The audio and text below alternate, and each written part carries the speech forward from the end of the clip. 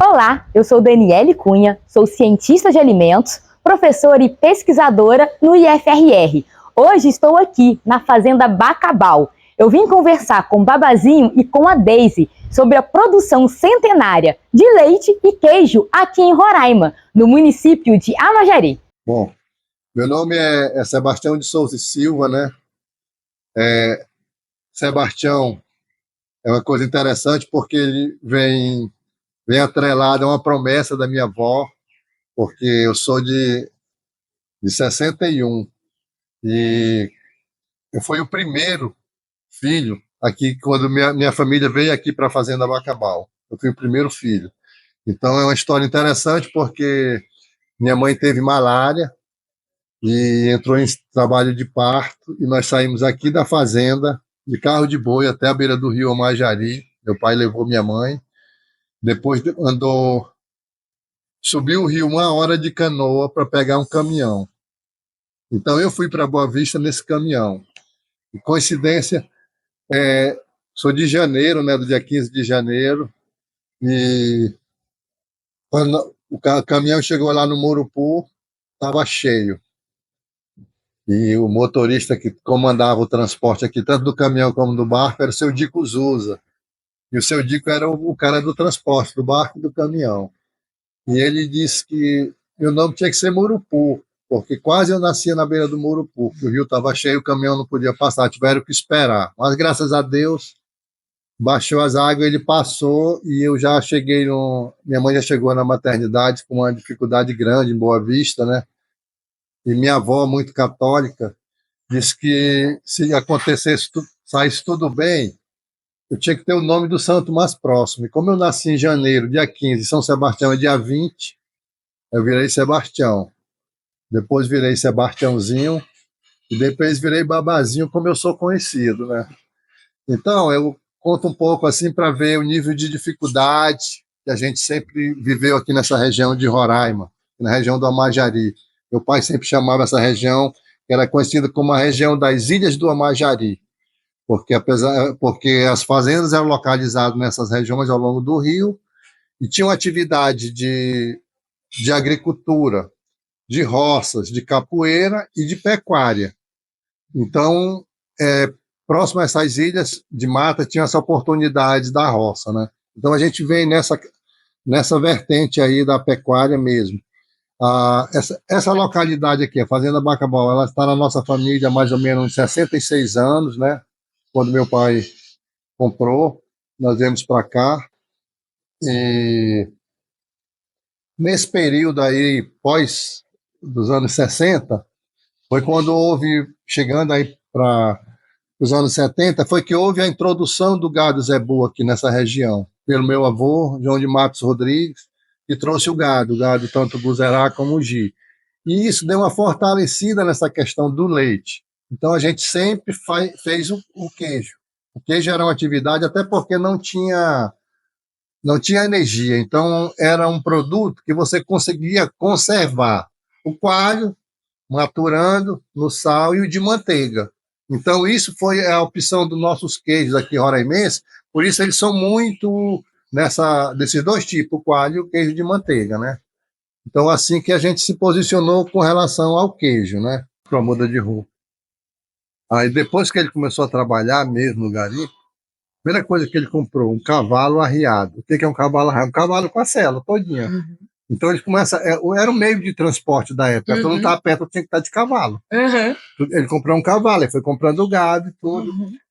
E depois de muito tempo assim, né, casou lá na fazenda, no São João, com a minha mãe. Aí ele comprou essa fazenda, aí compraram outra fazenda, aí nosso tio veio morar aqui com ele, aí eles compraram outra fazenda. Aí dividiram, né? Aí ficou o do meio na fazenda dos velhos, que meu tio já tinha vendido uma fazenda deles, cara, só com uma. Aí eles venderam, aí eles compraram essa fazenda e a outra lá. E ficou cada um numa fazenda. Entendi. Entendeu? Uhum. E como ele era da família da mãe, da nossa avó, era da família do meu avô que criou a minha mãe, que era parente dele. Uhum. Aí ele foi trabalhar lá e foi quando conheceu minha mãe, que era adotiva também. Aí criou, ela era criada, a nossa avó que a gente conheceu, ela era tia da minha mãe. Não, prima da minha mãe. Assim, só pra, aí eles casaram lá na fazenda. Aí ficou lá, e depois meu avô passou, vendeu a fazenda pro meu tio, comprou essa caravela aqui do lado, aí ele comprou essa aqui, e nós viemos para esse lado. Eles nasceram do outro lado. Por isso que o nome da rodovia lá, do Instituto, é Antolino Menezes da Silva. Que, lá, depois do Instituto, um pouco, aí era a fazenda dele. Então, bora segurar essa história, que essa é Essas duas coisas, Vitor. Para falar das coisas nossas aqui, a gente tem que falar na colonização. Sim. E na primeira atividade econômica, que foi o gado, né? Exato. E nessa... Bom, para falar da pecuária aqui no Abajaria, aqui na fazenda, a gente tem sempre que estar voltado lá para o início da nossa colonização. Com o forte, né, com a construção do forte aqui, Forte São Joaquim aqui em Roraima, foi introduzido o gado bovino pelo Império Português, com o intuito de povoar, de criar uma atividade econômica aqui nessa região que chamava a região do Alto do Vale do Rio Branco, e também para garantir a fronteira da coroa portuguesa. Então, com a introdução do gado, o Império construiu 3 fazendas aqui, trouxe gado, e esse gado evoluiu para 3 fazendas, que foi o início da nossa colonização. Então, as pessoas iam chegando e montando fazendas, criando fazendas. Tinha uma coisa muito interessante aqui em Roraima, que eu considero interessante, importante, que era a forma de pagamento da atividade rural. Quem cuidava de uma fazenda, quem gerenciava uma fazenda, ela tinha um quarto do nascimento. Se nasciam 4 bezerros, um era do vaqueiro, de quem cuidava. Então, isso democratizou, isso fez com que mais pessoas tivessem gado e a pecuária crescesse e surgissem mais fazendas. Então, isso é uma coisa muito interessante aqui no nosso estado. Agora, assim, especificamente da minha família, a gente já se entendeu como rural. Nossos avós viviam em fazenda, e nossos pais viviam aqui na fazenda, e a gente só entendeu dessa forma, né? E a questão de como foi evoluindo essa questão da pecuária aqui em Roraima, tudo vinha, como território, vinha através do governo federal. Quando introduziram o gado zebu aqui em Roraima, nessa região, ele foi que deu um avanço na questão da pecuária, porque o gado que foi trazido para cá era o Bos Taurus, da Península Ibérica, que foi o gado que os europeus trouxeram para essa região. E aí surgiu a necessidade no Brasil, eu imagino que no Brasil inteiro, de introduzir a raça zebuinha, o gado indiano, para que trouxesse um pouco mais de rusticidade para essa região, que era quente, que é quente, né? Então esse gado ele vem Nordeste, via Marajó, vem subindo aqui para a Amazônia até chegar aqui na nossa região. Então, com a introdução do gado zebu aqui, houve um melhoramento genético, né, no gado, com essas cruzas, e também, especificamente aqui do nosso assunto hoje, a questão do leite. Por exemplo, no caso da minha família, nós ficamos com o Buzerá e com o Gi, a princípio. Então, esse gado, ele possibilitou essas cruzas, possibilitou que a gente tivesse um gado sempre mais leiteiro. E aí nós chegamos na questão do queijo, né? O queijo era um produto da fazenda. Todo mundo que tinha fazenda, todo mundo que vivia no interior, ele fazia o queijo. O queijo era um produto, primeiro, de alimento diário, de consumo diário dentro das fazendas, e também uma moeda de troca. Como os meios de transporte que nós tínhamos aqui era o cavalo, o carro de boi, o barco, o carro, depois os caminhões, o avião, depois os caminhões, entendeu? Então, as pessoas iam juntando os queijos e iam levando, por exemplo, para o barco. O porto de cada lugar tinha um porto, onde o barco passava. Então, levava o queijo para o barco, o barco. Qual é o destino do queijo? Ele descia para Boa Vista, né, e para Manaus, de onde vinham as mercadorias. No avião, ele ia para os garimpos, né? Na rota do Tepequém, para o garimpo e para os garimpos do entorno da fronteira da Venezuela, e também para Boa Vista, né? E também comercializavam esses queijos em alguns pontos de comércio que tinha no estado. Para onde tinha um comércio, o queijo ia. O queijo, nessa época, o queijo não tinha energia, então o queijo era curado, maturado, então possibilitava esse tipo de comercialização, né? E na época o queijo era utilizado como moeda de troca? Sim, o queijo era moeda de troca. Todo viajante, todo mundo que trazia carga trocava por queijo, né? Isso era uma coisa importante para nós aqui na região, porque era um dos produtos que toda fazenda tinha. O queijo era uma coisa muito importante. Trocava o queijo por farinha, queijo por querosene, queijo por sal. Então sempre teve essas trocas, né?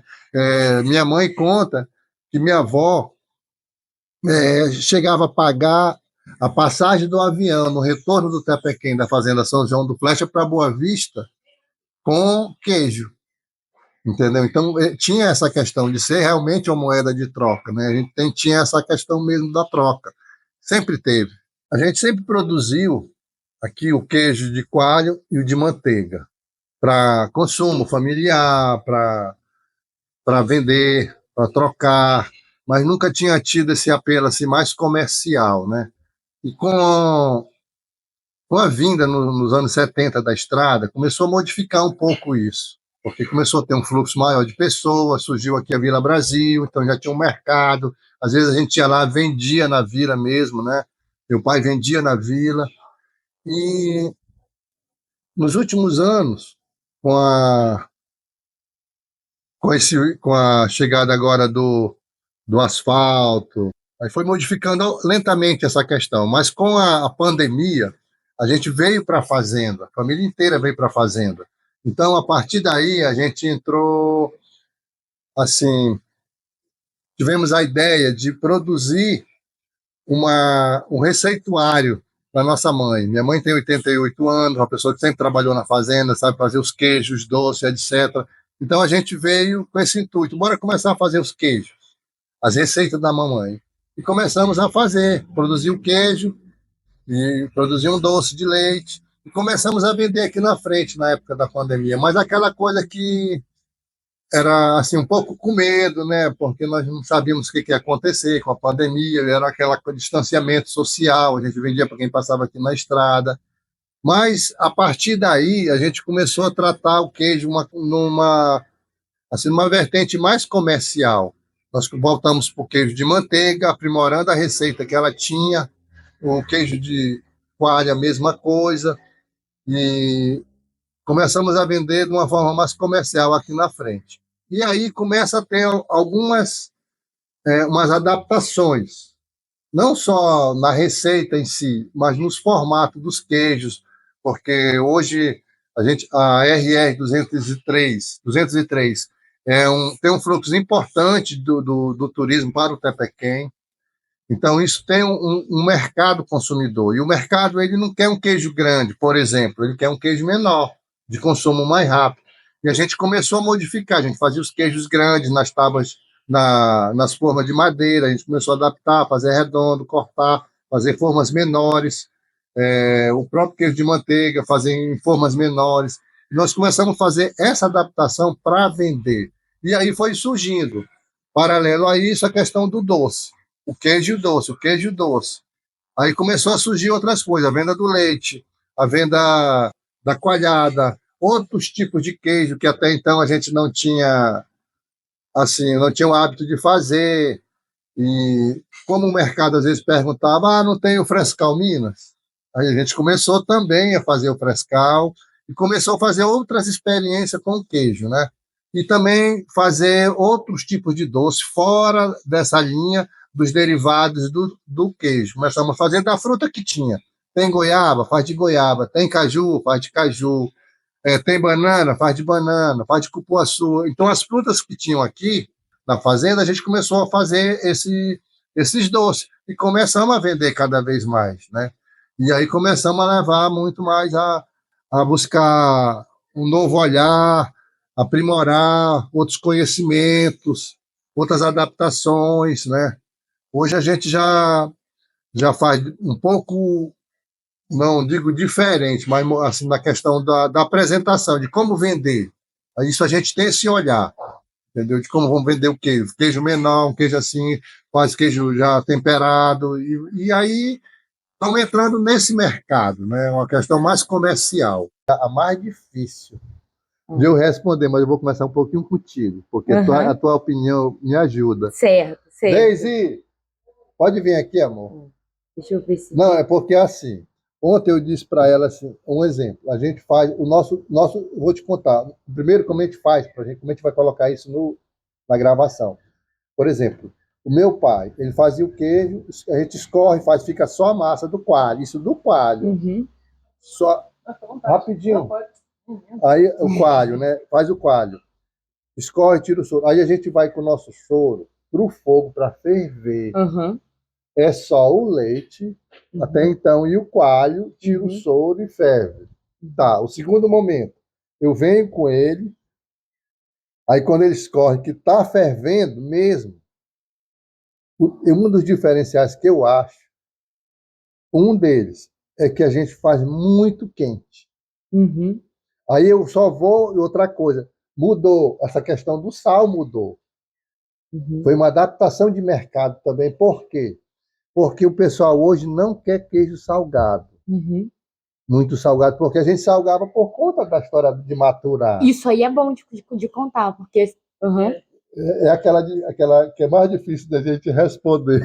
Eu pedi ajuda dela para a gente conversar, para depois eu responder. Era a questão da especialidade, né, de algum queijo da família. E se vocês têm alguma receita tradicional, usam receita tradicional, ou já inovaram em alguma técnica, tipo, por que o queijo daqui é diferente? Porque é mais ou menos, né? É mais ou menos como era antigamente. Não, aí eu estava contando aqui, o meu pai, bom, fez esse processo, só que meu pai, ele fazia assim, ele tirava, aí ele botava o panelão no fogão a lenha, aí a gente salgava, né? Porque o tempo que o sal fica, antes de eu escaldar, é muito pouco. A gente só coloca o sal quando ele já está fervendo. A gente coloca ali, aí bate ele todinho, desfarela ele ali no baixo todinho, Aí eu venho, em seguida eu já venho com ele. Hoje nós estamos fazendo assim. Meu pai, ele levava um pouco o panelão para o fogo. E eles fazem desse jeito, e minha mãe faz um pouco do jeito que a gente faz, né? Escalda e vem. Tá entendendo? Escalda um pouco de leite, de soro com sal. Não, é só o soro. Só o soro. A coalhada, você seca ela. Não deixa nada de soro. Ela fica tipo uma bolotinha de coalhadas sem soro. Uma parte desse soro eu coloco para ferver, para retornar com ele quente para essa massa. Que depois eu vou esmigalhar ela e botar o sal na massa. Entendi. Nós não lavamos. O sal vai na massa. Vai na massa. Esfarela ela todinha e coloco o sal. E depois venho com o soro quente. E despejo naquela massa. E aí mexe. Aí mexeu ali, aí em seguida já vai para as prensas. Nesse de mexer, ele fila, dá tipo uma... Tipo não, ele não dá essa filagem, ele vai se unindo. Ele vai se unindo, entendi. Aí deixa eu te falar, aí eu falei... O queijo que fila geralmente é mussarela. o mussarela. Aí, assim, o que a gente estava falando sobre isso, eu falei para ela, mas por que o nosso queijo é diferente? Aí eu falei para ela, pela qualidade do leite. Aí ela disse, mas tu já mediu a qualidade do leite? Você já testou? Não, porque para mim... Ela não aceitou o meu argumento. Não. Por isso que eu estou pedindo reforço universitário da pergunta. Não, porque assim, todo mundo que compra o leite, o cara chega e diz assim, esse é o melhor leite da região. O menino do táxi que compra, sabe? Eles falam, eles vêm buscar. Aí o que acontece? Hoje, o que eu diante das informações que a gente vai adquirindo, por exemplo, quando eu comecei a fazer os manejos, fazer a ração, o que a gente percebeu? Além de aumentar, ele aumentou a gordura. Por isso nosso queijo é amarelinho. Ele não é desnatado. Também. Já é outro fator, né? Ó, já tem outro fator. Porque ele fica amarelo, às vezes a pessoa pensa que é outro tipo de queijo, porque ele fica amarelado. Por conta da gordura do leite, porque a gente não desnata o leite. Não desnata. E dá um saborzinho um pouco mais forte. pode comentar sobre isso. E faz sentido esse teor de aumentar o teor de gordura quando você começou a melhorar a ração. A comida. Aí outra coisa também, eu vou falar que a gente medindo, a gente fazia 10, tu me fez essa pergunta, com quantos quilos de leite tu faz 1 quilo de coalho? Lembra? Antigamente a gente fazia 10 para 1. Como passou da ração, começou a fazer 7, 8 litros para 1 quilo. Nós ganhamos 1 litro, 2, 3 aí já. Então já foi um avanço. Não só na quantidade. Porque eu vi, quando a gente fazia o curso, ele é lá ele é de Goiás, esse cara. Ele é produtor de leite, ele e o pai dele. E ele virou... Na pandemia também, ele se reinventou e começou a fazer negócio de gado e depois resolveu numa mentoria. Aí aí foi crescendo, contratou um monte de gente, técnico. Hoje a gente tem a oportunidade de fazer as aulas e tem uns outros tecnistas, veterinários, não sei o quê, não sei, todo mundo para dar aula e falar dos produtos. E ele dizia muito isso: o teu leite melhorado tem mais valor. Eles falam muito disso. Por exemplo, o leite, quem cria Jersey, tem um valor diferente o leite. Eu acho que para lá vocês são mais... A gente usa muito holandesa também. Não, holandesa. Por exemplo, no nosso caso para cá, é mais o Giro-Holanda. É muito quente. Muito quente, né? Então isso faz uma diferença. Às vezes elas vêm por último, elas chegam por último no curral. Porque é quente, elas ficam embaixo da árvore, por aí. Só vai a caminhadinha para voltar. Normalmente elas ficam a 1 quilômetro daqui, quando tá entendendo? Aí outro ponto, isso vem assim, eu não é cunho científico. Sim, mas não tem problema, que a maioria dos queijos artesanais não tem um cunho científico, igual, por exemplo, queijo do Cerro e o queijo da Canastra. Queijo do Cerro e o queijo da Canastra sempre foi considerado um dos melhores queijos da minha região, né? E lá, por legislação, eles têm umas prerrogativas que abrem para eles por já ser um queijo muito tradicional. Então, eles são únicos que podem produzir queijo de um jeito lá e chamar de queijo de Cerro. E o porquê que fala que lá é diferente? Levou-se pelas bactérias do local, porque lá é frio. Lá é como se fosse em volta de uma região quente, aí tem um pedacinho que é frio. Então, esse pedacinho que é frio lá faz com que a maturação do queijo ocorra mais lentamente, que aí forma o queijo do Cerro e o queijo da Canastra. Por exemplo, eu não sei se está assim ainda. Por muito tempo lá, era o único queijo que poderia ser produzido com leite cru, sem precisar ir no fogo, sem precisar fazer nada. Porque a maturação deles lá era de no mínimo 6 meses, o que garantia a qualidade microbiológica do queijo. Se você pesquisar lá no diferença do queijo da Canastra, queijo do Cerro, para os demais, vão falar isso. Composição bacteriana, maturação. Essa é a diferença do queijo Mas o queijo cru, ele matura, ele conserva pelo sal, por causa do sal. Então lá, aí entra muita química. Aí lá entra muita química. Eu já fiz teste de maturar e não foi por causa do sal. Não, lá tem muita química, não é. Por que o queijo lá, o maturado, ele fica microbiologicamente estável, digamos assim? Porque as próprias bactérias, o crescimento dela, vai produzir um composto que a gente chama de niacinamida, que vai matar as bactérias patogênicas. Então, o processo de maturação deixa o queijo seguro, devido às bactérias presentes no queijo. Agora, vendo isso, eu fiz um queijo maturado aqui, né? Eu fiz no inverno, tu lembra aquele ficou bom, o outro que eu já fiz já estava num período mais quente, já não ficou a mesma coisa. Mas a gente, quando eu te falei, tinha muita eu vou pergunta. Testando, né? Eu vou testando aqui algumas coisas que eu vejo, vou testando. Sim, e lá é frio, a região do Cerro, Canastra é frio. Só lá que consegue fazer isso. Aí deixa eu te contar uma outra coisa. Assim, eu já vi muita gente falando, já vi na internet, os criadores antigos do Ghee, dizer que o Ghee era um leite diferenciado. Tanto que o A2 ele veio pelo Ghee, né? Essa questão aí da sensibilidade. E meu avô, ele tinha umas ondas aqui, quando a criança nascia, ele só tomava leite de vaca preta. Eu disse, mamãe, isso é frescura do vovô. Eu te dizia, por causa da cor, não é por causa da raça. Tu tá entendendo? Então, mas eu já vi muita gente, assim, entrevista do cara que a família criava Ghee, que dizia que o gado era diferente. Então a gente sempre acha que o nosso leite é diferente também, muito em função do Ghee. E outra coisa, aqui, hoje meu gado, praticamente as vacas estão comendo pasto nativo. Uhum. Mesmo quando não era nativo, era o brisanta, né? Não fazia muita diferença, porque era misturado. Elas iam comer um pouco de brisanta e iam comendo tudo. Uhum. Não era aquela coisinha do piquetinho. Uhum. E às vezes... E está relacionado com a alimentação também.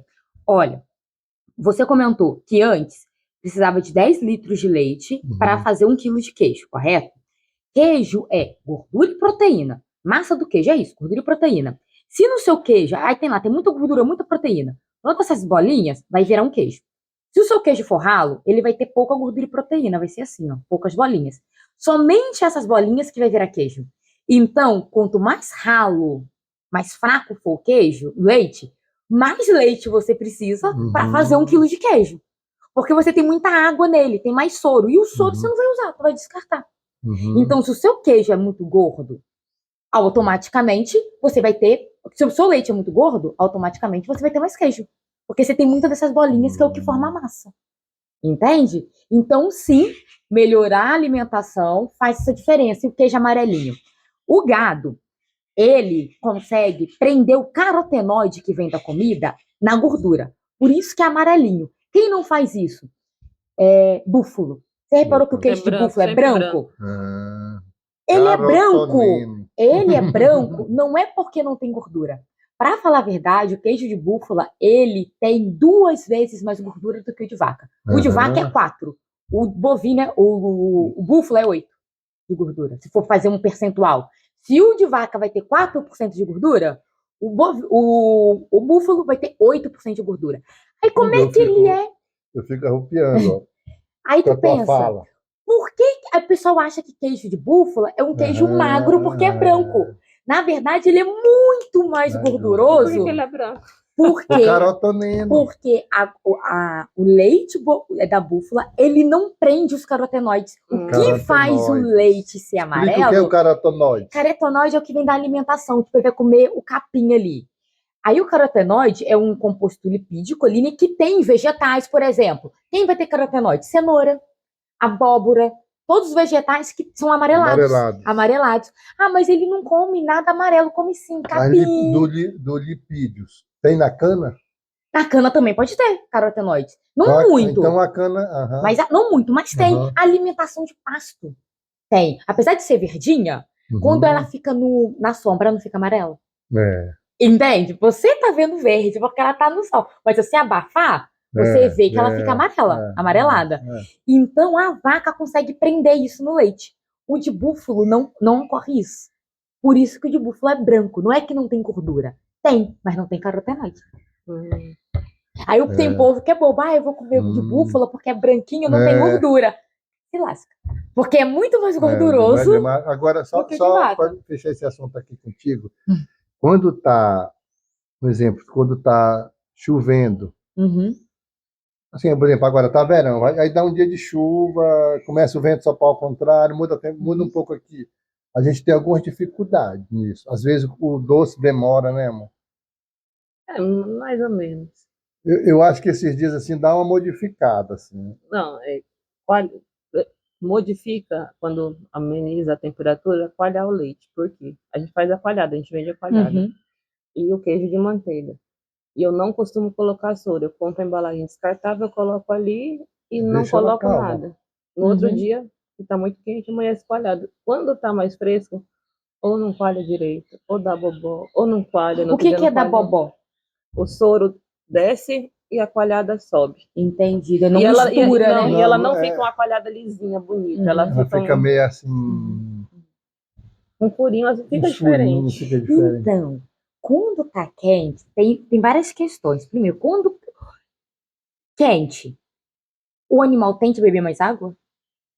Ou não? Ele tende a não beber água? Não, ele tende a beber água. Quando tá mais quente? Porque a gente tem que pensar tudo produção de leite. Gente, produção de leite tem que pensar em água.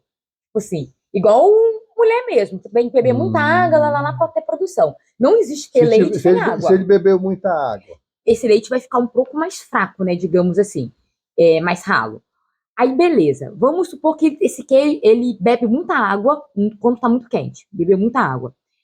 A temperatura a alta temperatura, quando esse leite sair dele, vai proliferar não mais bactérias proteolíticas, que é a que você quer para fazer a coalhada, as bactérias láticas, digamos assim. Vai crescer mais as bactérias que a gente não quer, que são as deteriorantes. Uhum. Provavelmente pode ser por isso que dá alteração na coalhada. Quando está muito quente, a microbiota... Vitor, faz um favor para mim, pega aquela manga. Mas quando está quente, ela coalha melhor do que quando está frio. Quando está quente, tem mais micro-organismos. Quando tá mais frio, não, porque aqui não quer frio. Quando tá mais fresco, né? Quando o clima tá mais ameno, que eu nunca senti frio. Mas temos que analisar. Porque aqui é frio, mas não chega a ser frio. Não é frio, é mais ameno, porque eu nunca senti frio aqui. Porque não chega a ser frio a ponto de falar que vai... Não, é por isso que eu tenho... Porque, por exemplo, o que acontece? Agora, nesse período que nós estamos, de março, tu vê que tá ventando. Aí quando chega de noite,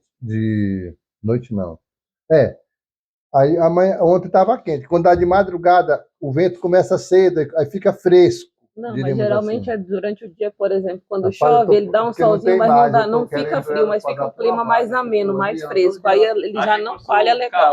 Não, eles não estão tendo chance. Geralmente eu tenho problema no inverno. Aí eu começo a usar, tiro o soro. Agora, o que você aí eu começo a usar um pinguinho de soro para poder coalhar. É porque no calor vai ter mais micro-organismos, gente. Não tem gente, é normal. Aí eu higienizo tudo direitinho, é do ambiente. Tá mais quente, o leite tende a fermentar primeiro. Agora mas é porque aqui nunca ficou frio, entendeu? Frio assim. Deixa eu falar outra coisa. Às vezes, tem dias que o gado come mais sal mineral. Não sei se tem a ver. Se ele tomar muito sal, às vezes eles tomam mais água. Então, isso pode interferir. Interfere, pode sim.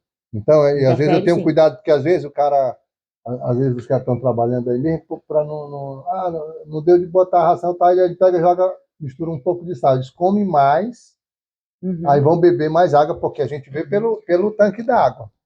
Abaixou mais água.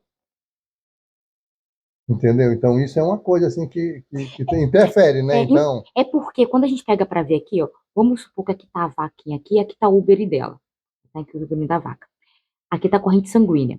Para produzir leite, o leite vem direto da corrente sanguínea. Por isso que vem da alimentação. Para produzir leite, a vaca tem que estar comendo bem e bebendo água. O que acontece na produção de leite? Aqui, a vaca vai ter muita lactose aqui. Ela primeiro vai produzir lactose cá no útero. Como a lactose ela é muito concentrada, como se fosse um sal, como a lactose é muito concentrada, dá uma diferença, sabe de osmose? Igual quando você vai fazer salada, aí você joga sal e a salada murcha. É a mesma coisa. O que acontece? Como aqui está muito concentrado, por osmose, o leite, o sangue, vai vir para o úbere. O sangue vai entrar aqui, só que ele vai ser filtrado. O que vai passar? Vai passar o sangue mesmo? A molécula vermelhinha? Ele não, vai passar só água.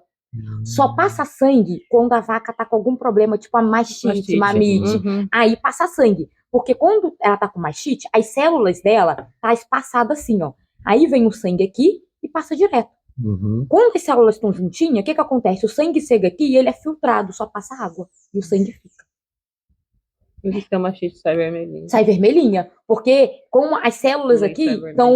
É como se o tecido estivesse frouxo. E aí passa sangue com tudo. Quando ela não tá com mastite, ela não tá inflamada. O tecido dela tá novinho ali, o sangue é como se fosse uma peneira, sabe? E só passa água. Aí o que acontece? Se ela não bebe muita água, aqui o leite vai ficar diferente, ele tende a ficar mais concentrado. Pode ser bom e pode ser ruim. É ruim que você vai ter menos leite, né? Mas você vai ter um leite mais concentrado. Sabe o que nós temos aqui? Só para... Senão a gente vai se alongar muito. E o café está servido. Porque assim, aqui tem tucumã. Elas comem todos os cocos do inajá, do tucumã. Que é rico em carotenoide. Por isso que o seu queijo fica amarelinho. Cara, teve uma vez que a vaca veio que tava amarelinho o leite. Aí ficou todo mundo... Eu e o rapaz, isso é tucumã. Tucumã. A gordura da vaca prende carotenoide. Se ela comer tucumã, qualquer coisa com carotenoide, vai prender. Vai prender nela.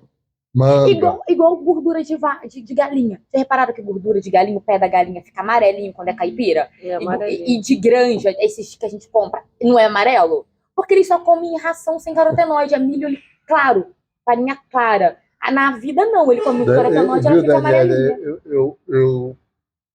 Como diz outro, até me desconcentrei da pergunta, porque eu vejo tu falando assim... Você quer aprender mais, né? Que a gente quer aprender mais, sabe? Desculpa. Mas vamos voltar com a pergunta. Não, eu já fiquei, bora tomar café? A gente volta, vocês bora tomam café depois... Pra não esfriar muito.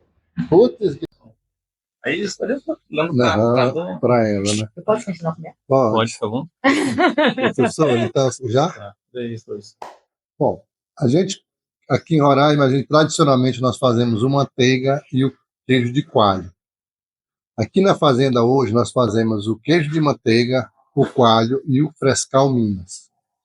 Mas assim, tradicionalmente, a gente trabalha muito com queijo de coalho. Foi o que já veio, uma coisa que já veio muito antiga na nossa família. Meu avô, minha avó, meu pai, minha mãe, né? Então a gente já vem nessa questão do coalho há muitos anos. E o diferencial do nosso queijo de coalho hoje tem algumas variantes aí. Primeiro, que a gente considera aqui um importantíssimo é o escaldamento do soro. A gente escalda nosso soro de coalho. Isso é uma coisa que é importantíssima para a qualidade do nosso queijo, além da qualidade do leite. Porque hoje nós não fazemos o leite, nosso leite não é desnatado, nós fazemos o queijo de coalho com a gordura. Entendeu? Tanto que o nosso queijo de coalho ele é um pouquinho mais amarelado. Ele não é um queijo que ele é desnatado, né? Então isso é uma coisa que diferencia nosso queijo. Outra, hoje a gente trabalha muito com queijo com pouco sal, com menos sal. O processo de sal, o queijo é muito ligeiro e depois já lavamos o queijo com soro fervendo e tira um pouco do sal. Porque o mercado ele não quer mais o queijo salgado. E antigamente o queijo era mais salgado porque nós não tínhamos energia, era uma forma de você conservar os queijos. Então hoje o queijo sai da prensa e já vai ser embalado e vai ser resfriado. Então isso diferencia muito. Mas eu considero que uma das coisas assim, nesse nosso processo atual, muito interessante é o escaldamento, né? E a qualidade do leite. Eu acho que isso a gente percebe aqui na fazenda é isso, né? Hoje eu trabalho com um pouquinho menos leite, a quantidade de leite diminuiu um pouco para hoje fazer 1 quilo de queijo. Então eu vejo que essas coisas aí são muito importantes. E eu não sei, mas a gente sempre criou o GI. Eu boto muita fé que o GI faz essa diferença no leite, né? Hoje a gente trabalha trabalho com campo natural, pastagem natural. Isso dá eu imagino que isso também deu um diferencial dentro do nosso queijo. Né? Você também está produzindo outros derivados, né, do leite? Hoje a gente chegou, assim, com a história da comercialização aqui na porta, que isso é uma oportunidade que a gente tem, né? A gente já vende o leite in natura, vende a coalhada, vende o doce de leite, já está fazendo frescal Minas, faz algumas outras experiências de outros queijos, né? Porque eu sempre vejo hoje a fazenda aqui, ela como a estrada hoje passando na nossa porta, como uma oportunidade muito grande. Então, eu tento agarrar essa oportunidade, né? Eu sempre estou de olho no mercado. A gente tem um mercado turístico e a gente tem essa interação com as pessoas com os nossos consumidores. Então, a gente se prepara para ter um produto de alta qualidade. E a gente, aos poucos, vai melhorando essa questão, né?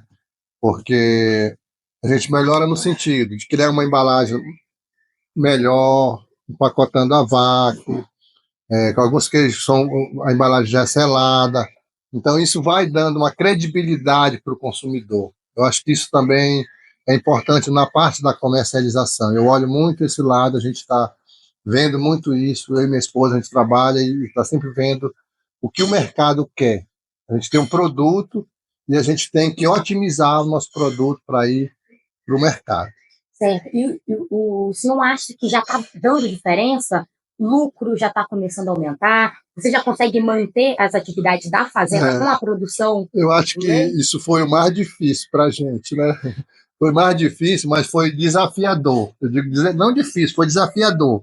Porque quando a gente começou a trabalhar com o leite, eu imaginava que eu tinha que tirar as despesas da fazenda, as coisas básicas da fazenda da produção de leite. Aí tem, assim, a gente começa a ter alguns entraves, algumas dificuldades. Normal. Por exemplo, a gente sempre criou tinha um gado mestiço, mas que não tinha alta produtividade, não é de alta genética para o leite. A questão, nós não tínhamos isso. Aí eu comecei a fazer, eu acho que o que fez diferença para a gente foi eu começar a buscar a informação, fazer os cursos. Aí eu comecei a mexer com o manejo, conhecer o nosso gado. Às vezes a vaca ela não está produzindo o teto dela, mas se você tiver um olhar diferente, ela chega mais na frente. Então, a gente tinha uma orientação assim, olha, não compra vaca, conhece teu curral. E foi isso que a gente foi fazendo, conhecendo as nossas vacas e aumentando a produtividade. E graças a Deus, hoje, eu consigo pagar funcionários, consigo pagar despesas básicas de luz, ração e muita coisa. Agora, para a gente chegar nesse nível, a gente tem que estar com um olhar muito sério na coisa, sabe? Tem que estar olhando como um negócio, tem que estar fazendo conta, tem que estar tendo informação. Então, é isso que a gente tem buscado todo dia fazer. Hoje dá lucro? Hoje eu digo que dá lucro. Pelo menos eu não tenho que vender uma Reis para me pagar minha conta no fim do mês. Eu consigo manter minhas contas em dias. Então, hoje, isso é muito importante para a gente. Eu acho que isso dá uma segurança na família, né? Dá uma segurança. E tem uma coisa que eu acho importante também, não só para a minha família, é que outras pessoas aqui no município começam a enxergar o leite como uma atividade lucrativa importante. Hoje a gente está passando numa fase que o bezerro está barato. Nós somos uma região produtora de bezerros, aqui é o Amajari. Então, se eu não tivesse no leite, eu estava apertado, porque eu estaria vendendo meu gado para pagar minha despesa. Entendeu? Então, eu acho que essas questões aí é que a gente tem que estar sempre discutindo e avaliando. Ok. Foi suficiente? Aí, aproveitando, vamos lá. No contexto, quem é o seu maior público comprador hoje? É o pessoal da vila? Então, essa questão vai entrar agora na segunda parte. Deixa eu caçar aqui. Que é a parte de comercialização. Calma aí. Peraí, rapidinho. É interessante porque não só sou eu que faço. Mas, por exemplo, outro cara que faz, qual é o mercado dele? Ele vende em Boa Vista. Só que aí, olha a dificuldade dele. Ele vende num preço menor, que é para os caras revenderem. Tá entendendo? E ele tem que levar. Então ele junta e leva. Entendeu? E a minha vantagem é que eu estou na beira da estrada, então não preciso ter. Eu vendo aqui. Todo dia o cara atender, o cara fica esperando a gente embalar. Eu sou economista. Isso é uma demanda insatisfeita, né? Certo. É uma demanda insatisfeita. Bom, vamos lá. A pergunta é como é que vendia, né? Isso, as perguntas eram... Como era a venda antes? Então, Babazinho, como que era a produção de queijo e como que está ocorrendo essa produção de queijo hoje? Não, é a venda. Não, mas venda e produção. Antigamente era assim. Então, Babazinho, como que era a venda de queijo antigamente e como que está ocorrendo essa venda hoje? Então, no início, né, a comercialização era feita nos meios de transporte que existiam. Por exemplo, se o barco vinha trazer a carga pelo rio, ele levava o queijo. Se o avião leva a carga e pessoas para o Tepequém, para o garimpo, ele levava queijo. Entendeu? E também tinha situações quando foi introduzido os carros de levarem os queijos para Boa Vista, né? Então tinha essa coisa do movimento que tinha no comércio. Se era via rio, via aéreo, via carro, cavalo. Então, conforme era aquele momento, a gente trabalhava assim. Tinha os comerciantes que andavam com tropas, que vendiam cavalo, e eles traziam algumas mercadorias. Então, esse pessoal também comercializava os queijos, levava de uma localidade para outra, né? Era comum esse tipo de negócio aqui, tipo escambo mesmo. E hoje, a gente mudou muito por conta da questão da estrada. Acho que a estrada foi um benefício muito grande para nós, porque hoje a gente vende. No meu caso específico, eu vendo queijo aqui na fazenda. Eu vendo aqui na fazenda, na minha porta aqui. Então, quem é o meu comprador?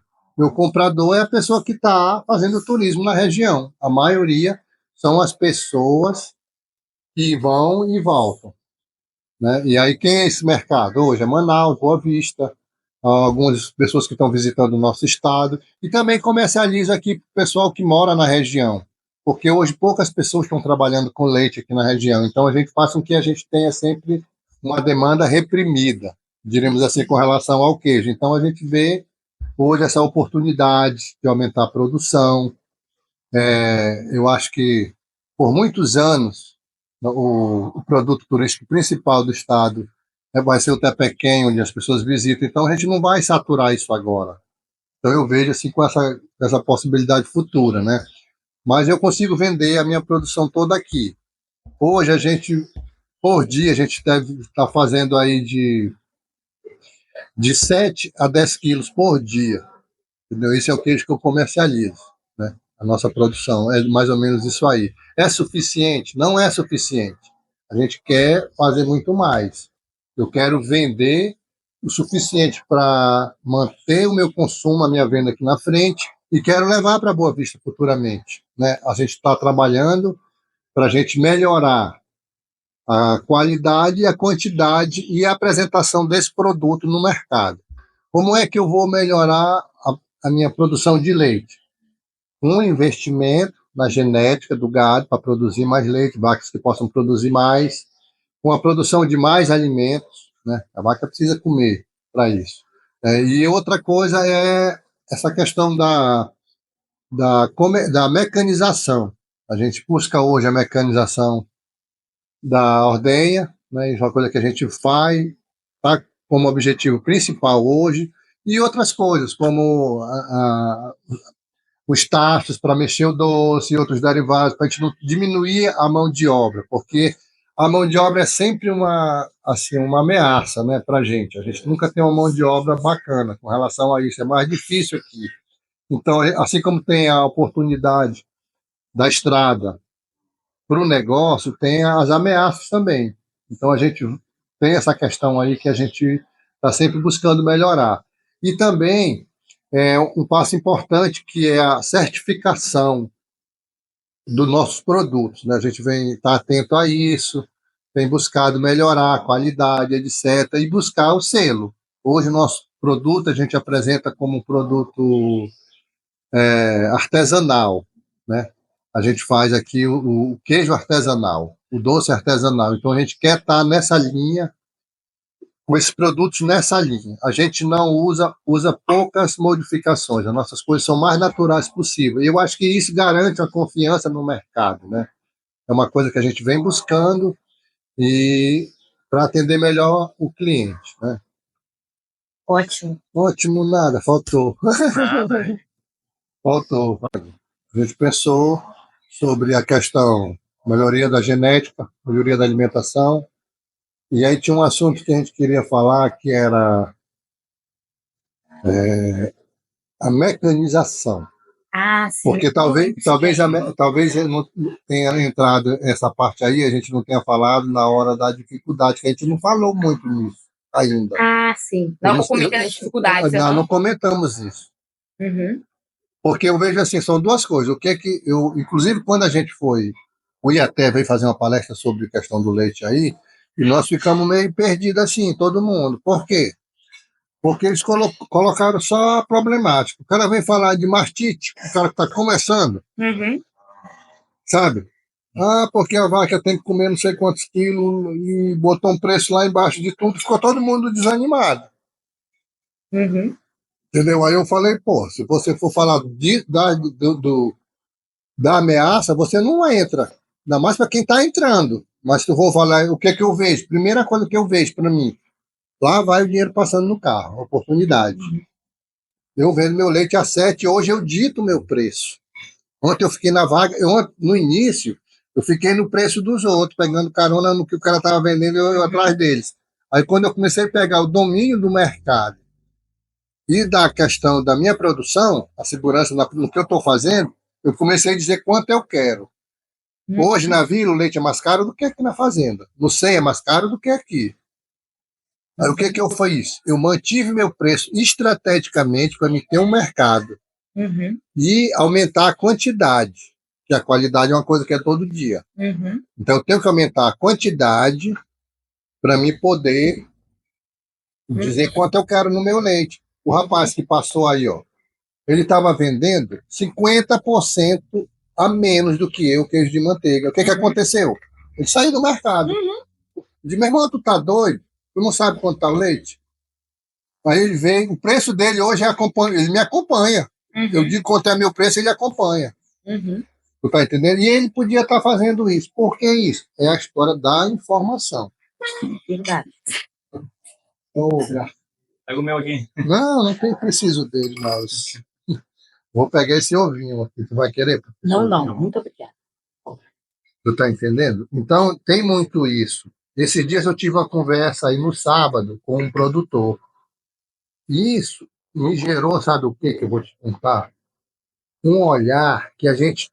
Uma pessoa como você, Patrícia, a gente tem que ter uma palestra os produtores. Tá entendendo? Vitor? Sim. Por quê? Porque você tem informação que a gente não tem, mesmo a gente estando estudando. Eu vi estudando isso, eu não tenho ainda. Essa história do alvéolos, quando eu tive essa aula com o zootecnista por telefone, eu fiquei encantado, cara. E às vezes o cara tira o nosso colaborador e não sabe disso. É um problema a mão de obra. Porque o nível de conhecimento é muito, muito...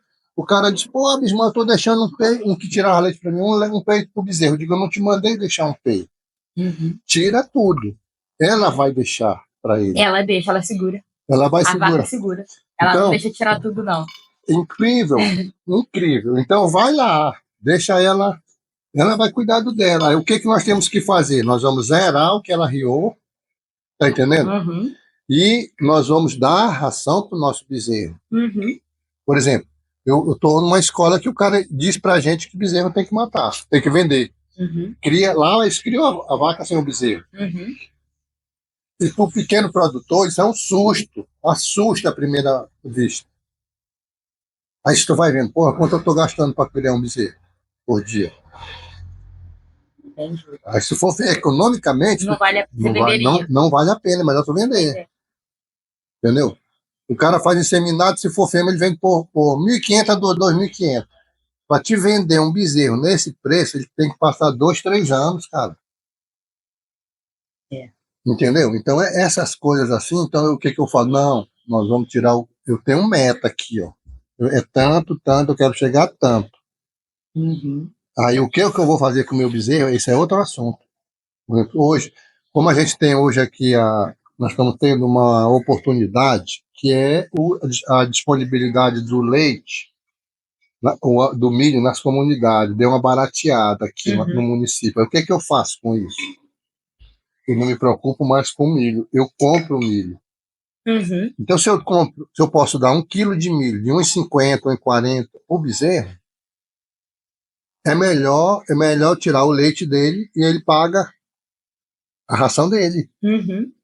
Eu faço assim, quando eu faço uma ração, agora nós vamos fazer uma ração aí, eu vou saber quanto custa o meu quilo. Custa tanto, então eu posso dar tanto, ela vai me render quanto? Se eu estou dando a ração certinho, ela vai aumentar quanto? Às vezes, aumento dela, paga a ração dela. Então, eu não posso dizer que a ração é cara. Ela é cara porque eu estou trabalhando errado. Se eu estiver trabalhando certo, ela não é cara. Porque vai ter o retorno. Tá entendendo? Então, essas coisas... também não faz sentido você gastar dinheiro com ração e não ter retorno, né? Se for para não ter retorno, deixa no preço. Exatamente. Eu penso, não, porque o meu passo, o cara diz pra mim, rapaz, volumoso é o que tu tem. E isso que é. Volumoso não dá leite. Volumoso é volume, proteína, gordura. Tem que colocar os micronutrientes ali. Porque o volumoso precisa. Não é que não é necessário. Precisa para dar quantidade, né? Mas proteína, gordura, só com volumoso não produz leite. Cadê aqui? Posso colocar um Mas depois de pronto, o nosso vídeo roda para mais pessoas, né? Tipo assim, a divulgação vai ser maior. Então, quer fazer a pergunta? Quer que eu... Deixa eu pegar aqui. Como a estrada ressignificou a venda do queijo? Então, isso é legal, dessa forma aí, ó. Babazinho, na sua opinião, como a estrada ajudou a ressignificar a venda de queijo para a família e também trazendo como uma atividade comercial? Isso é uma coisa muito interessante, porque a estrada passar aqui, eu digo sempre que foi um acordo de cavalheiro entre meu pai, Antonino Menezes da Silva, e o Coronel Hélio da Costa Campos, que era governador, e articulou um local para a ponte e pediu que se ele autorizava a estrada a passar por aqui. Então, isso realmente ressignificou, porque com a passagem da estrada aqui na frente da fazenda, por baixo das mangueiras aí, nós ficamos conhecidos como Portal do Amajari. Então, é um local que muita gente para fazer foto, para divulgar, e isso melhorou muito a venda desses produtos aqui. Todo mundo para. Eu também já tinha esse viés no turismo, né, de trazer pessoas, e uma coisa complementou outra. E hoje, às vezes, não só eu vendo os produtos aí, como eu também faço o café da manhã, eu hospedo, eu faço passeios turísticos, eu sirvo as refeições de forma tudo agendado, planejado. Então, a estrada ela é muito significativa. Eu vejo a estrada como uma das melhores oportunidades para a fazenda, porque deu muito mais vida para cá, entendeu? Então, eu enxergo assim. E isso foi muito importante para a gente, porque a gente entrou no negócio e viu que dava certo e cada dia dando melhor. Então você tem como se empenhar e melhorar, entendeu? Eu acho que a estrada é uma coisa assim que a gente tem que aproveitar, não só para mim, às vezes falo para outros amigos, outros colegas que trabalham, rapaz, vamos investir nisso, entendeu? É a oportunidade da nossa vida a estrada, não é uma ameaça, é uma oportunidade. E graças a Deus para muita gente aqui na fazenda.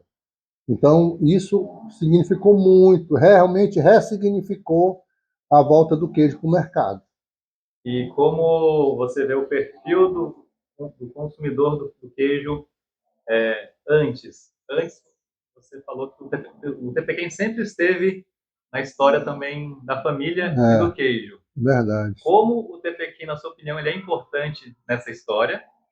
E como você vê a mudança do perfil do consumidor? Porque antes o Tepequém era conhecido pelo garimpo, então garimpeiros consumiam. E hoje você vê turistas consumindo. Né? Como você observa?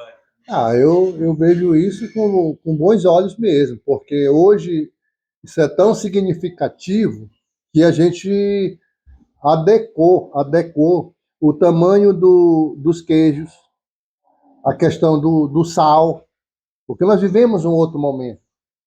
Nós vivemos um momento que a gente tem um telefone e a informação está aí. Né? Então é uma coisa muito ligeira. Então a gente foi se adaptando a essa questão nova. Né? Às vezes chega alguém que leva um queijo de 2 quilos, mas é raro. Entendeu? Então, mas todo mundo quer provar o queijo. Então, isso para mim foi muito significativo. O movimento turístico é muito significativo, não só para mim, para o nosso município. O município do Amajari é muito significativo. Eu acho que a gente tem que ver nisso aí a oportunidade, inclusive de outras oportunidades de trabalhar. Nem todo mundo vai fazer queijo, mas tem outras atividades que as pessoas podem fazer. Por exemplo, hoje eu não uso só a polpa de fruta que eu produzo. Eu compro fruta de outros produtores. Eu já cheguei a comprar leite de outros produtores em algum momento. Tá entendendo? Então, isso é muito importante. Por exemplo, hoje a gente tem uma coisa que eu acho fantástico, o Instituto Federal. Entendeu? É uma coisa que, para mim, eu tenho uma expectativa muito grande nisso, porque você está capacitando pessoas. Nós precisamos da capacitação. Nós precisamos da mão de obra capacitada. E eu acho que eu vejo sempre no Instituto como uma oportunidade que a gente tem no nosso município. Esse município tem muita coisa. Dá para a gente fazer tudo. Dá para a gente ser feliz aqui. Dá para a gente trabalhar.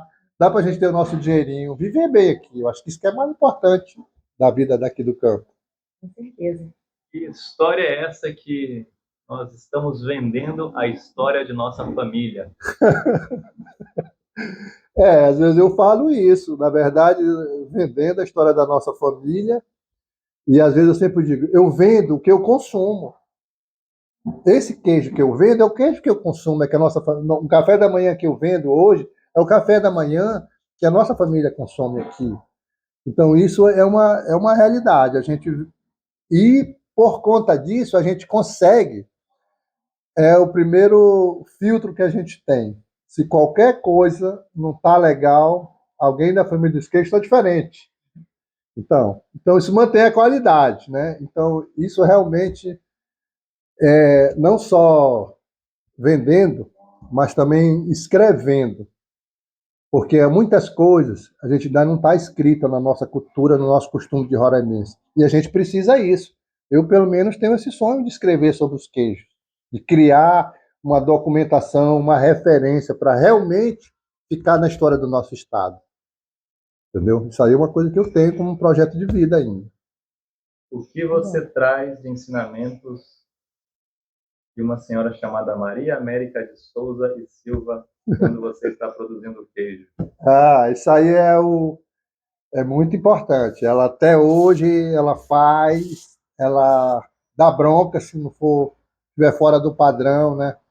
Isso aí é um ensinamento. São mulheres guerreiras mesmo, não só ela, mas outras mulheres da nosso estado, né? Que tiveram essa criação.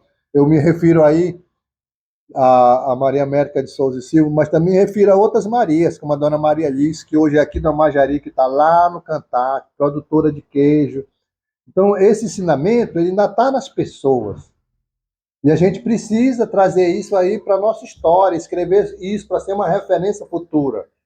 Entendeu? Acho que não pode ficar no esquecimento. É a história das nossas famílias, a história do nosso estado. Eu acho que isso é importante a gente sempre estar lembrando, né? Ainda pergunta para sua mãe como... Pergunta.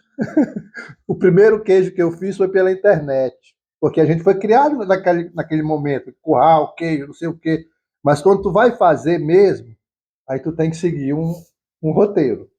E aí eu comecei a seguir os roteiros. De vez em quando ela vem, às vezes ela fala, por exemplo, ela era acostumada a um queijo muito mais salgado, entendeu? A gente até entende, porque era um momento diferente. Hoje é diferente. Não, mamãe, mas a gente está melhorando o sal aqui e tal. E ela sempre está falando, olha o escaldamento. Eu acho que isso é o diferencial do nosso queijo, entendeu? Ela sempre ela tá aí, ela é o controle interno e externo aqui. Quem produz o melhor queijo? Dona Maria ou o senhor Sebastião? A Dona Maria Meta, a mamãe que faz o queijo. Eu só estou seguindo os passos, né? Eu e outras pessoas que colaboram com a gente, como a Deise, que é minha esposa, que hoje comanda muito essa questão da qualidade, né? Está sempre pesquisando. Isso é uma coisa que a gente não faz só com uma mão, duas mãos. São várias pessoas, por exemplo, quando chega alguém, que a gente não tocou nesse assunto, mas é um gerador de emprego e renda. Então a gente tem que ter esse olhar. Outras pessoas precisam fazer, outras pessoas precisam se especializar. E a gente não cresce sozinho, né? Então a gente ainda tem muita coisa aí que a gente precisa avançar. Por exemplo, há uns anos atrás, houve um curso, um treinamento sobre a fabricação de queijos e derivados aqui no Amajari, mas nunca mais teve. Mas a gente sente falta disso, porque a população ela vai renovando, e esse conhecimento ele tem que se perpetuar, ele tem que continuar, é um conhecimento da nossa região, entendeu? E a gente perde muito nesse aspecto, né? Hoje tem queijo do Brasil inteiro aqui em Roraima, no mercado, tu chega lá, tem lugar que não tem do nosso. Então tem espaço para muita coisa, né? Eu acho que isso é importante. O selo. O selo, né?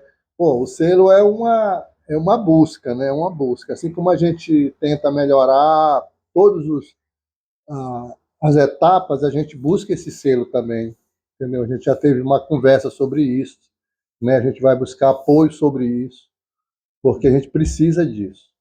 do selo, né? A gente tem muita coisa que a gente ainda está correndo atrás, mas a gente vai chegar lá, se Deus quiser, né?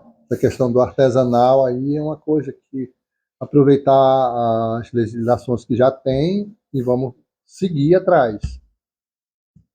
A tradição, a produção do queijo, no caso, fazendo a ponte, lembrando da origem da família, ela vem, tudo começou aqui em Roraima ou já foi uma tradição que vinha do Nordeste?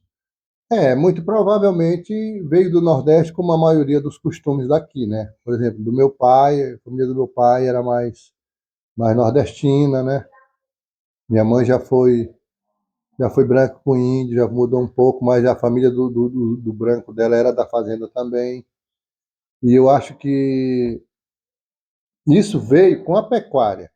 Quando o gado entrou aqui na região da Amazônia, esses costumes vieram, né? Eu acho que a gente só foi adequando a situação nossa aqui. Isso se estende a outras coisas, né? A paçoca e a outros derivados aí do gado que a gente sempre fez, né? Eu acho que isso aí veio dessa questão aí mais do Nordeste mesmo. Essa influência, né?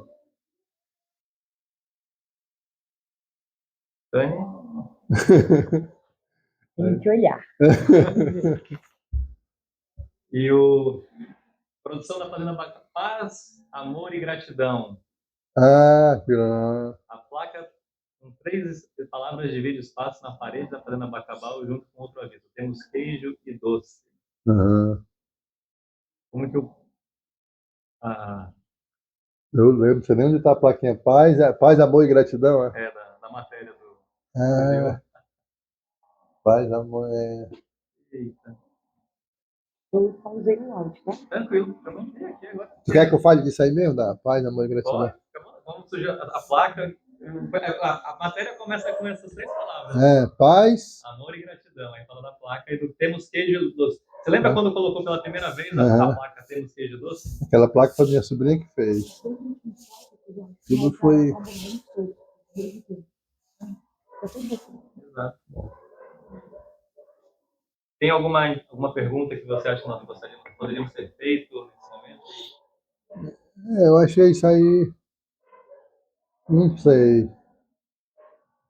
Não sei se tem alguma coisa assim, porque isso, na verdade, isso deu um negócio assim na minha mente várias vezes, né? Porque, assim, é muita informação, porque quando... Não sei se eu te falei isso não, Dani, já. Quando a gente era isolado, né? E quando meu filho tem 10 anos, eu comecei a ler, e comecei a ler livros também, né? Não tinha outra fonte de informação. Aqui, Rapaz, aí eu descobri o Jorge Amado, porque vendiam essas coleções aí, né? Então, putz, passava o vendedor vendendo, aí compramos. Aí eu chamava o papai de Nego Antonino, os amigos, então Piranha Preta, essa coisa de apelido de jovem, né? Aí eu ficava pensando, eu digo, rapaz, eu acho que eu sou negro, ó. Eu não sabia da mamãe, foi criada como branco. E eu não sabia, só conhecia da parte da família branca da mamãe. Aí comecei, cara, eu lia tudo de Jorge Amado. Ficava encantado com essa história da cultura do negro, né? Aí depois soube que a minha avó biológica era índia. E aí, porra, a gente tinha esse distanciamento, porque era uma coisa não diz na antropologia, é uma sobreposição étnica, né, de costume, de valores. Imagina para você que é negro. Você sabe bem o que é isso, porra. E aí, ninguém queria ser caboclo.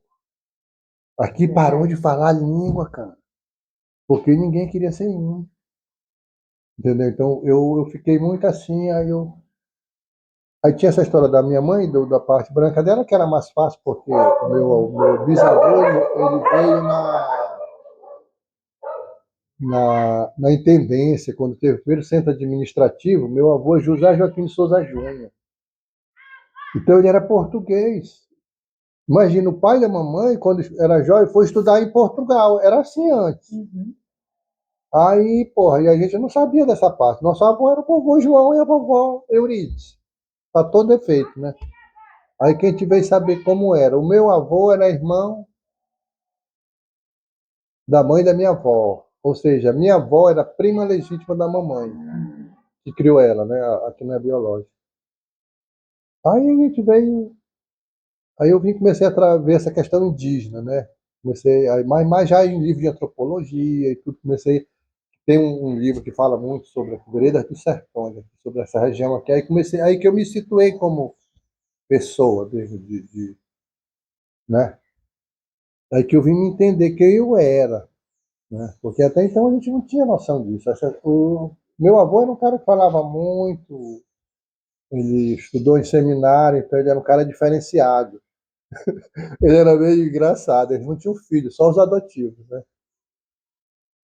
E ele foi vereador em 72, 73, por aí, 74, sei lá. É interessante a gente estar aqui hoje falando sobre queijo, sobre leite, porque a minha base é leiteira, assim. Eu vim de Minas Gerais, uma região chamada Zona da Mata Mineira, que o forte é a pecuária leiteira. Então eu escuto, tem que tirar leite, buscar leite, lavar latão de leite, desde quando eu era pequenininha. Então, a gente brinca, né, que Minas, a minha região, cheira curral. Porque até dentro da cidade tem curral, né? Então é muito interessante, porque eu nunca pensei que em Roraima a gente ia ter uma discussão sobre isso. E para mim, sobre queijo. Eu vou te falar, eu fico com muita emoção de você estar aqui, porque eu sempre digo que o viés do turismo, ele possibilita muitas coisas. E uma delas é o conhecimento. Verdade. Porque eu estou trocando contigo.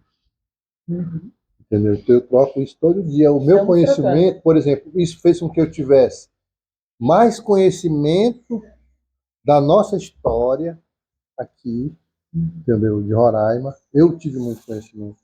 Eu tenho um livro que não foi publicado, meu amigo meu, que fala desde todo o gado que veio, entendeu? Eu sei tudo isso por quê? Porque eu estou atrás desse conhecimento. Faz tempo. Eu não posso servir um café da manhã. Quando eu faço um café da manhã aqui, dependendo de quem é o público, eu tenho que falar do forte para cá, essa história todinha do gado, para me chegar no queijo. Eu tenho que fazer esse trajeto aí todinho. Eu não estou vendendo só o café. Meu café é R$ 45. Mas eu estou trazendo um pouquinho dessa questão todinha para cá. Estou falando como guia. Entendeu? Isso é muito importante. Porque é o que mantém a cultura, né? Também a cultura, a tradição. Isso é muito importante para quem dá importância. Aí, deixa eu te falar agora, que tu falou das plaquinhas, vou te falar da história das plaquinhas. A plaquinha quem fez foi o menino que tá aí na vila, que trabalha lá na padaria. Paz, amor e gratidão. Por quê? O meu filho sempre foi criativo. E tu vê agora que ele está com celular. Hoje, 10 anos. Eu achava que por 5 anos eu ia dar um celular para ele. A gente vai vendo que não é bem assim, tarará. E aí a gente começou, ele fez a primeira plaquinha foi ele que fez, leite. Ele misturou vermelho, aquele vermelho da plaquinha com branco, ele ficou meio rosado. Aí eu falei, meu filho, não ficou muito legal. Aí ele escreveu leite de branco, aí pendurou. Aí o menino, o Ralito, lá da padaria, ele estava aqui com a gente, aí ele fez paz, amor e gratidão. E assim, o fato de a gente ter, olha aí, a gente decidir estar aqui foi por ele. Porque ele foi naquela onda, foi para lá com a mãe dele, lá para o Mato Grosso, aí veio a pandemia, bicho, não podia voltar, ele ficou naquela, ele queria vir de qualquer jeito. Pai, eu quero morar na fazenda. Meu filho, só que dá trabalho, não é chegar aqui tá tudo bonitinho, não. Dá um trabalho. Tanto que até hoje ele não teve aula, mas ele tem uns compromissos. Hoje eu não fui ainda. Lá para o outro lado, é o cavalo dele, que ele apresentou, mas todo dia ele tem que ir lá. Então, criamos um cachorro. Quer ter cachorro? Cuida. À noite quem dá comida é ele. Então a gente gerou algumas histórias assim. E o meu amor, é claro que é por ele, a paz é que a gente vive aqui. E a gratidão é uma coisa que eu aprendi a agradecer todos os dias. Porque a pandemia, eu tive uma reflexão assim, muito grande. Primeiro, imagina, acostumado ali na beira do rio, naquele movimento, aí morre todo mundo. Não tem uma zoada. Tinha dias que eu ficava eu varria o quintal, molhava, aí eu ficava na redinha lá na frente, esperando o tempo passar, vendo o rio passar. Caramba, tá pensando, e agora? O que eu vou fazer? Ninguém sabia como é que vai ser depois disso, como vai acabar aí. Aí quando o rio encheu, eu vinha aqui, às vezes voltava, quando o rio encheu, eu tirei minhas coisas tudinho, aí falei, Fred, fica aí que eu já vou fazendo. Deixamos lá. Aí tentamos com esse menino mesmo, o rádio, em abril, em setembro a gente abriu de novo. Se me deu uma oportunidade, eu vou abrir lá. Aí foi, eu nem fui, ele foi. Abriu, foi setembro. Aí setembro estava todo mundo com vontade de sair, deu uma grana boa, bicho. Comprei uma vaca em setembro. Comprei uma vaca de leite. Aí, setembro, outubro, aí começou a cair de novo, começou de novo a ficar crítico, né? Aí fecha de novo, pandemia. Aí, caramba, aí fica abre e fecha, abre e fecha. Aí, o inverno, paramos de novo. Quando foi no outro ano, bora abrir de novo. Aí já tinha vindo, Sebastião e a mãe dele. E aí a gente fez um investimentozinho, vamos tocar. E quando estava no auge, fazendo fila para entrar, fila do bar, lotado de gente. Outra semana eu vi o eixo que alaga. Aí eu falei, agora nós vamos embora. Volta, a estrada estava ruim. Putz, a gente pensou assim, bom, a gente pode. Eu de São Paulo, trabalha 2 horas, né? A gente vai, trabalha fim de semana e volta. Aí começou a não dar. Ele estudava aqui, tinha que matricular em algum canto. Aí não deu mais. Aí a gente resolveu fechar lá e ficar aqui. Então, nesse período da pandemia, eu cheguei a ficar aqui sozinho, e minha família toda vez. Só que quando foi melhorando, o pessoal foi indo embora. Ai, a escola, meu sobrinho estudava pelo telefone, depois. Aí foi, aí minha mãe foi, já ficou para lá um pouco. Aí minha irmã foi, e aí eu fui ficando sozinho. Aí o pessoal que trabalhava saindo, meu irmão, fiquei sozinho aqui um tempo. Dormia sozinho aqui. E nesse período da pandemia, eu li muito outras coisas sobre espiritualidade, sobre energia, sobre essas terapias diferentes, sobre constelação familiar sistêmica. Então eu comecei a andar nesse universo que eu não tinha muita informação. E isso me fortaleceu muito. Eu me ficava invocado, eu não tinha preguiça, eu nunca tive depressão. Eu não tinha nada, mas eu ficava naquela assim, pô, sempre pensava assim, meu filho vai voltar. Entendeu? Então eu ficava muito nisso, tanto. E aí eu comecei, minha mãe dizia, meu filho, acenda a luzinha na capela, que até hoje ela é católica. Aí eu, mamãe, eu tenho 2 irmãos, o segundo e o quinto morreram. O quarto, não, o sexto, morreram. Né? Então aí eu dizia, mamãe, depois meu pai, né? Meu pai morreu há 10 anos, aí eu dizia, os mortos não existem mais. E com essa história da espiritualidade, um monte de coisas assim, que eu tive conhecimento, uma vez eu estou fazendo curso pelo celular, aí o cara disse, tire uma flor e ofereça ao sagrado feminino. E até então a gente não era criado com esse nível de informação dessas coisas, né? Não precisa tu comprar um buquê, é o que tem na tua casa. E aqui sempre a gente plantou muita coisa, tem muita flor, e eu comecei. E aí eu comecei a acender a luz e apagar. E botar a florzinha de manhã. Isso era 15 dias. Vai para o quarto ano. Terceiro ano já nessa história. Tu acredita? Acredito. E aí veio a história da gratidão, de eu agradecer quem está aqui, vocês, todo mundo, a vida. Às vezes a gente fica meio estressado com o trabalho. E não é fácil ali. gerenciar ali o queijo, não. Principalmente para ela, para mim, que ela era mais burocrática. Não é? Produção Entendeu? de Mas leite, ela é muito aí... estressante, porque vaca, o gado não quer saber se é feriado, se é Não, dia o cara faltou santo. quinta-feira, eu fui soltar as Ele não vacas quer saber. meio-dia, naquele dia eles vieram. Uhum. A gente começou a conversar, aí eu já tinha marcado com aquele outro cara, bicho, eu fiquei agoniado naquele dia, eu queria até pedir desculpa pra vocês, porque eu fiquei com ele ali, achei que ia ser rapidinho também. Putz, grila. E aí Não, naquele dia normal. foi horrível pra mim, porque eu fui soltar as vacas meio-dia. Hum. E até hoje interferiu. Sim. Hoje é uma semana daqui. Hoje é que tá voltando pro normal. Então essas coisas assim. Aí tu quer que eu fale da placa? Não? Tá bom, né? Não, tá falando aí, Ah, tá gravando? Não, mas aí... Não, aí eu falei da gratidão. Então eu comecei a cultivar esse negócio da gratidão mesmo. Eu comigo. Comigo. Um dia desse, houve uma situação interessante. A gente queria trazer 2 touros, um cavalo, umas coisas que tá lá na minha irmã. Aí meu irmão vai pra lá e veio. Aí um dos touros não veio. Puta merda. Aí eu já fiquei zangado. Aí outra ligou, aí eu comecei a questionar. Fui falar alguma coisa do meu irmão. E ela disse: minha irmã disse assim, aprende a comemorar. Aí aquilo me tocou. Ela me falou duro, que é mais velha, né? Ela fala duro às vezes quando é necessário. Ela falou duro. Para com isso, tem que aprender a comemorar, brindar as coisas. Aí, rapaz, mas chegou quase tudo que eu queria, só porque uma coisa não chegou certo, eu vou questionar. E depois Foi melhor.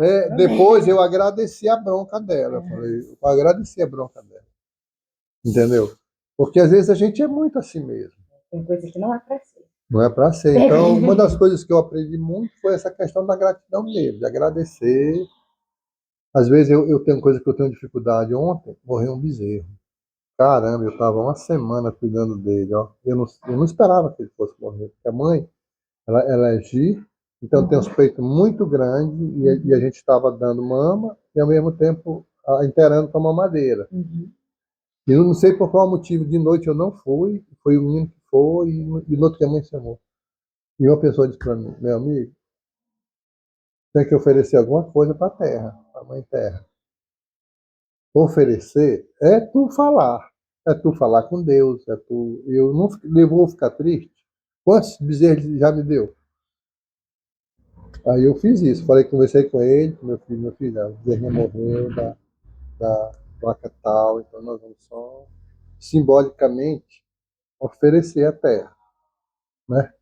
Então essas coisas assim, Daniela, que vai mudando a vida da gente, entendeu? Porque ou tu muda ou... Verdade. Ei, uma coisa que eu vou te contar, tá? Imagina para mim, que eu sempre velejei, chegar um período desse aqui, ó. No início, nossa, bicho, mexia comigo, olha.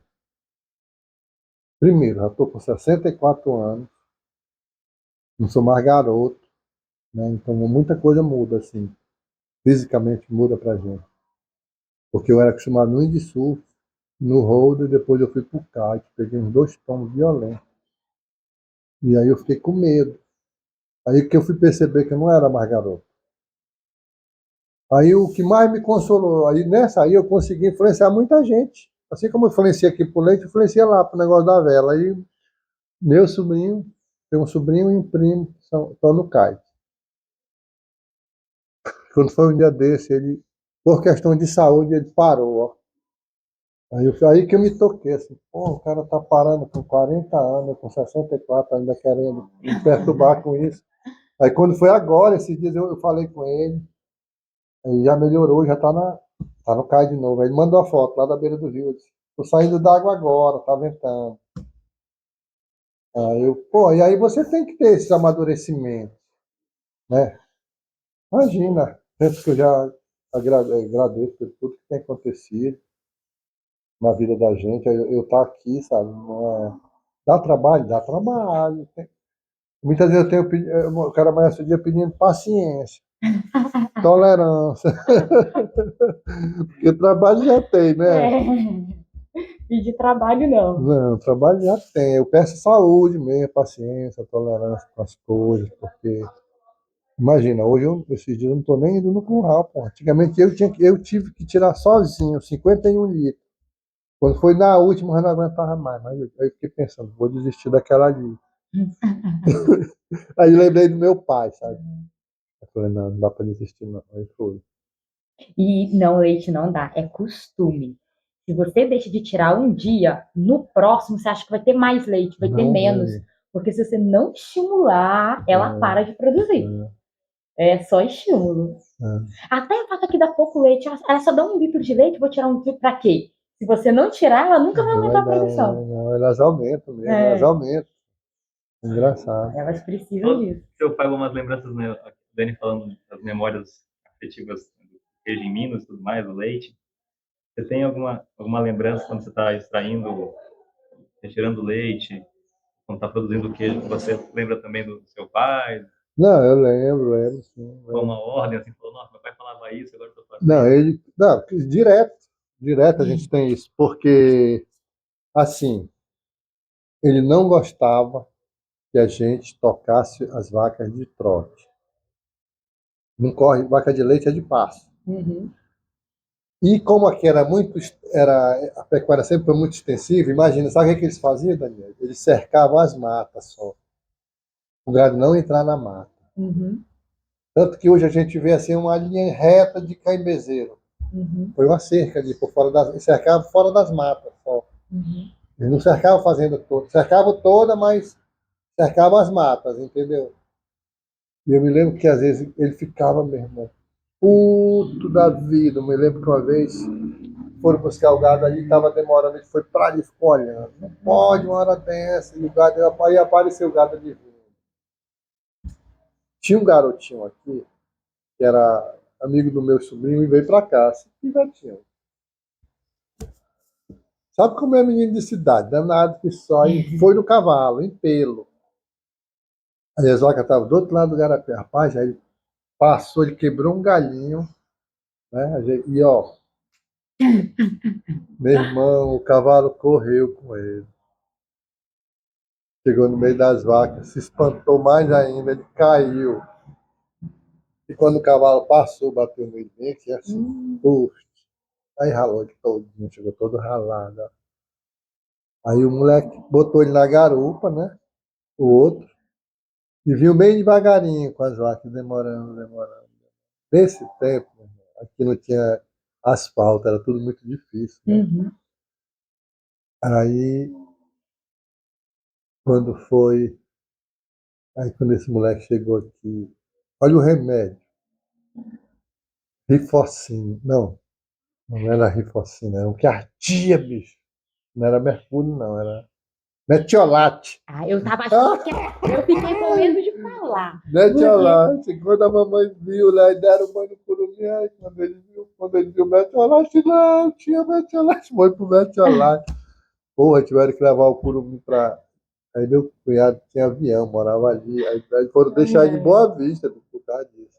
Então, essa história do gado, e esse cara que eu estudo, ele disse: se você vai buscar o gado de cavalo, você está na era do seu avô. Porque vaca de leite é no passo. É tocando e falando o nome dela. Entendeu? Isso é engraçado, né? E aí, às vezes, essas coisas, Vitor, ninguém sabia por quê. Parecia que era só o costume. Ele não gostava que a gente tocasse o gado de trote, e não soltasse as vacas tarde. E isso até hoje é uma briga minha com isso. Quer ver outra coisa que ele não gostava? Que laçasse rodando no curral. Por conta disso, eu laço, rodando, mas normalmente o laço a gente chama de flechada. Tu pega o laço, tu arma e tu só faz jogar. E eu sou bom assim. É flechada que a gente fala, sabe? Laço aí. Eu me lembro que teve uma aí, que ela era meio assim arisca, era giz bem pura mesmo. Aí eu cheguei lá, o rapaz disse: e essa vaca aí? Seu papai, ela só deixa o bezerro mamar se laçar. Aí eu cheguei lá, eu ajeitei o laço, aí abri o portão e ela estava assim na frente do portão. Cara, eu joguei. Pá, quando eu lacei, a gente passa a volta no pau. Porque se passar a volta no pau, tu não faz força. Porque se ela puxar, pode escorregar o laço na tua mão e... Aí o pai, quando era Tu acredita que até hoje ela me olha com cara estranha? Quando ela me vê, ela fica assim mesmo. Eu surpreendi ela. E era assim, ele tem essas coisas do pai, assim, de ensinar Aqui, você chama ela por nome? Para vir, tipo, cada uma sabe, né? Eu acho isso muito interessante. Você vai tirar o leite da vaca, você fala lá o nome dela. Aí ela vem, tira, aí vai. Olha, aí tu chama outra. Aí ela vem. É verdade. Eu tinha uma aí, eu vi essa novilha, e quando eu vim para cá, aí eu tive que ficar sozinho. Aí eu, putz, como é que eu vou amassar essas vacas? Na marra, né? Aí eu peguei, ela tava para parir. Aí tinha umas mansas, eu boto, quando tá seco, eu boto no curral e eu dou a ração de capim, água e ração lá mesmo, para não parir longe. Rapaz, aí ela é toda pintadinha, assim, chama de, como é que a gente fala? Chitada, né? Chitadinha. Hoje é muito chitada. Aí eu coloquei o nome dela de Kaikushi. Kaikushi, da língua Makushi, é uma onça pintada. Kaikushi. Aí o Kaikushi.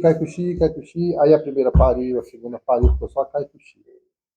Aí, quando as vacas pariram, aí às vezes, assim, um dia eu solto elas para grama, tá? Quando elas estão aqui. Eu solto para grama. Aí quando eu liguei a forrageira, ela entrou no coxo. Falei, meu senhor. Aí eu sempre falo, Kaikushi. Até hoje eu falo, Kaikushi, ela vem. Aí ela foi fazer a segunda cria.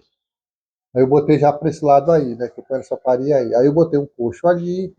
E eu fui buscar o capim e tudo. E elas estavam por aí. Quando eu vi, ela já ia longe, entrando para ali, eu gritei, Kaikushi. Eu fiz o vídeo. E ela veio embora. E ela até hoje a gente chama Kaikushi, ela sabe que é comida, ela vem mesmo. Na verdade é um condicionamento por alimento, né, às vezes. Sim. Eu trabalho muito por alimento, a coisa está aprendendo muito, condicionamento pelo alimento. Os cavalos, assobiam, eles vêm. Mas essa questão do pai é um conhecimento assim muito, eles tinham o conhecimento, ele era transmitido, tipo assim. E a gente tinha, era uma forma de aprender, né? Aprendia ali na convivência. E me lembro que uma vez, ele já estava com Alzheimer. Aí ela estava tirando leite, eu disse, a vaca tal quebrou. Porque não, o touro subiu nela, acho que ela quebrou. Eu cheguei lá, a vaca estava malhada, mas deitada. Aí eu tinha trazido um rapaz para cá para limpar os coqueiros. Pelas palhas dos coqueiros secas, dar um trato nos coqueiros. Aí começou a cair manga ali na frente, rapaz, aí caíram 6 mangas assim. Aí eu peguei as mangas, puta merda, bonitas as mangas. Eu falei, leva a manga para a vaca que está lá no curral. Só que a vaca que eu mandei é que estava no curral coberto. E essa estava deitada no chão. Ele foi e botou as 6 mangas lá para ela. Aí quando eu fui olhar a vaca, eu vi as mangas lá. Eu falei, tu não botou para as vacas de dentro? Ele disse, não, eu pensei que fosse aquela que tinha visto. Aí quando eu cheguei lá, eu falei, a vaca não quebrou. O problema da vaca é outro. Comida. O que ela se consegue? Às vezes elas pegam infecção. Como é que a gente fala? Alimentar. Então, por que se ela é louca por ela estava infeccionada. Já aconteceu algumas vezes, de morrer, inclusive, de infecção, assim, aí tu tem que usar terramicina, essas coisas. A vaca ficou para ali e não levantou. Aí tiramos o leite e tal, vamos lá ver a vaca. Quando a gente chegou lá, ela já estava vindo para cá. Bora botar a terramicina nela. Aí essa vaca infeccionou. Aí foi melhorando aos poucos. E aí eu tive essa dificuldade, Vitor, de consultar o meu pai. Rapaz, ele aqui, ó, bicho, puta merda. Papai aqui, se eu perguntasse dele o que era, ele já ia dizer o que era. Aí foi a primeira vez assim, que antes de morrer eu senti saudade assim, caramba, como é, né? É igual a mamãe, assim, eu ouço muito o que ela fala por causa disso. E é isso que é a dificuldade quando eu falo que a gente tem que escrever. A gente está falando isso aqui, isso aí é história. Daqui para frente vai ser verdade. Pode... entendeu? Agora vai ser verdade. Então, essa lacuna que muitas coisas a gente ainda tem perdido porque não está escrito, né? E aí só vai para a história quando está no papel. Tá no papel, tá filmado. Vitor, nosso horário. Tem uma reunião aonde? Que horas agora? 10 horas, 10h15. Ah, dá tempo. Babazinho, pra finalizar, você autoriza, né? O termo de autorização de imagem, de voz. A gente fez. Vitor, o que você acha? Aqui na frente, não sei se é necessário chegar lá, aí você me filma, eu te filmo.